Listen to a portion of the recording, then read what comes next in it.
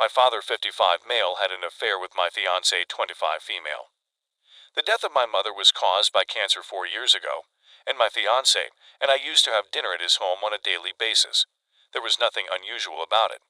He was depressed, but his mood had suddenly improved, and I was going to find out why that was the case.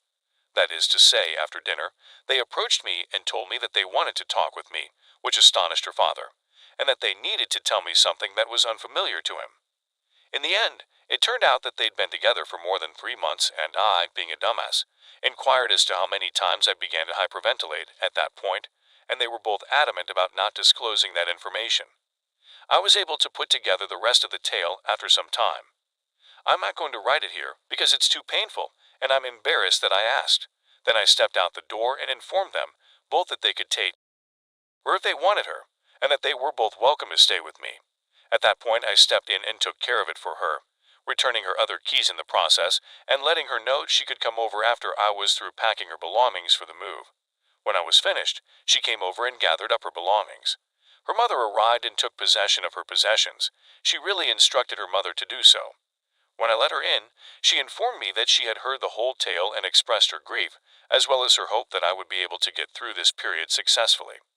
My father and I think that my ex-fiance has been texting and phoning me over the last week, and my father even went so far as to contact the police because he was scared that I might kill myself. I mean, thank you for being worried about my mental health, Dad.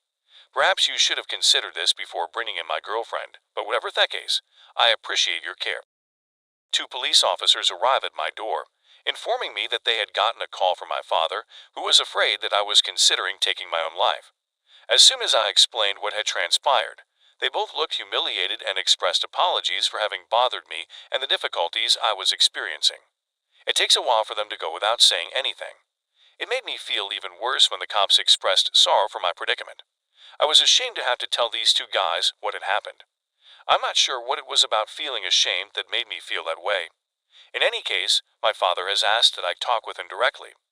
There is nothing I can do at this point, since I have no other relatives, no aunts or uncles, and no fiancé. I'm at a loss for what to do. In the meanwhile, I've kept myself occupied by going to the gym and basically attempting to lead a regular life as much as I can. However, my fiancé has returned to her parents' house, and she seems to be in communication with my father, since he constantly messaging me that she is concerned about me. He feels that I'm to fault because I am treating her in this manner, and he is correct. So, yes, I'm the one who's trapped here, and I'm not sure what I'm meant to do with myself. Despite the fact that I plainly put an end to our relationship, there's my father who is now trying to fix things by begging with me to forgive her. In all honesty, all I want is for them to go away and leave me to my own devices. Update. Hello everyone, and thank you for taking the time to express yourself and provide ideas. While I had no expectation that my article would attract the kind of attention that it has, I merely wanted to offer an update on the current state of the issue. My health is in good shape, and that is the first and most essential thing to mention. In reality, I've gotten a good night's sleep the last several nights, and have received words of encouragement from unexpected places, due to the fact that my now ex-fiancé handled everything for me.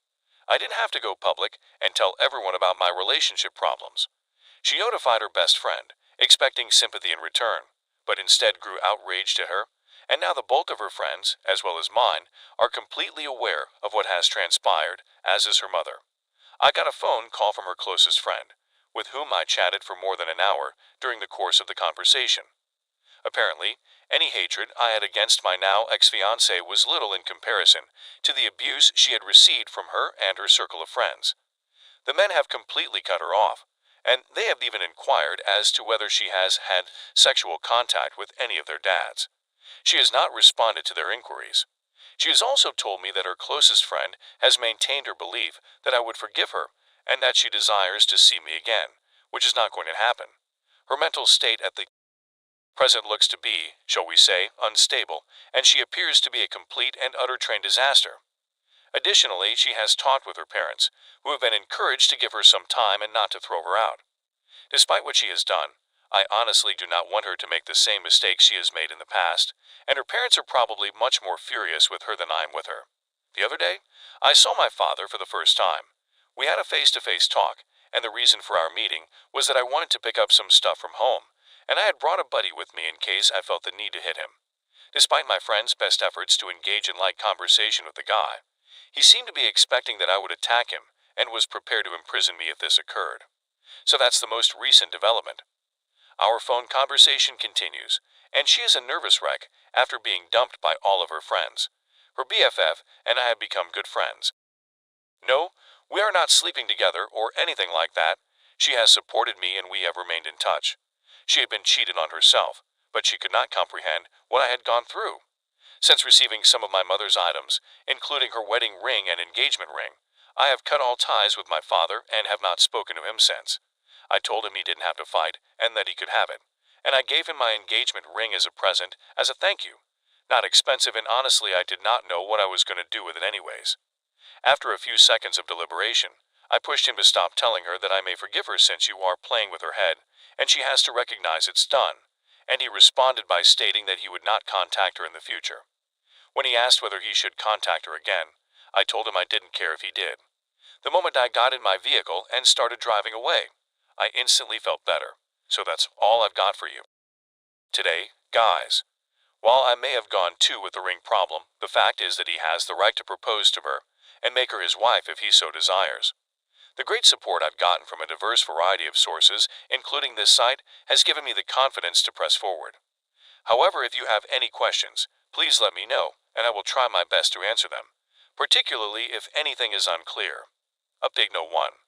After getting a deluge of questions regarding my health and whether or not anything has happened, I've chosen to provide one last report on my current position for your consideration. I'm doing okay. My father and ex-fiance haven't been in touch with me in any manner and have left me to fend for myself on my own. Despite the fact that I had periods of loneliness and wrath, I've also had people who have stood by me through those times. My ex-best fiance's friend and I have become close over the years, and we have decided to go on a trip together, despite the fact that we are no longer in a relationship. We aren't together anymore, but we have grown closer. Everyone anticipated my father and ex-fiance to be having conversations, and they have been spotted together around town, as has been reported to me. I had a nagging hunch something like this might happen, so I wasn't startled when it did. To be honest, it doesn't bother me, since they're meant for one another, and I'm just thankful that it was found before I married her. Since the incident became public knowledge, Dad and her have lost a substantial section of their social circle as a consequence of it. After all, they must have realized that sadness does truly like company after having so many people express their dissatisfaction with them both. My other friends have also been informed that if they chose to contact her and communicate with her, that is completely okay to me. I don't want to impose power over anybody or make anyone feel as if they have to avoid her as a consequence of my actions or inactions. Therefore, I'm not going to do anything to make that happen. On the other hand, I'm not going to be a vindictive person who will just end up harming myself in the long term. Just to put it simply, things are going well. My therapy sessions are still being held regularly, and I built a great bond with the best friend of my ex-old girlfriend. I do suffer melancholy, fury, and loneliness from time to time, but I've learned to deal with it well through the years.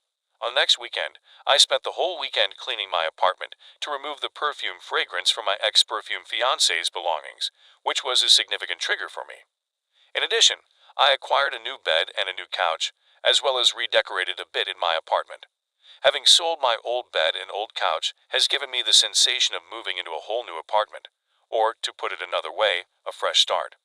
Please accept my heartfelt thanks for everyone's advice, concerns, and remarks. They were quite helpful, and I needed to get it off my chest.